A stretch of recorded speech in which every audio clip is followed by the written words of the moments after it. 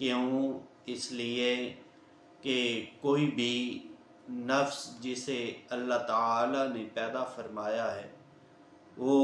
اس وقت تک اس دنیا سے نہیں جائے گا جب تک اس کا پورا رزق اسے عطا نہ ہو جائے۔ اگرچہ وہ رزق کو حاصل کرنے میں، اگرچہ وہ رزق کو تلاش کرنے میں سستی بھی کرتا ہو، تو تب بھی جب تک رزق مکمل طور پہ اسے نہیں مل جاتا اس وقت تک اسے موت نہیں آئے گی۔ اس لیے تم ہر وقت اللہ کی نافرمانی سے ڈرتے رہا کرو اور اپنی طلب میں میانہ روی اختیار کرو،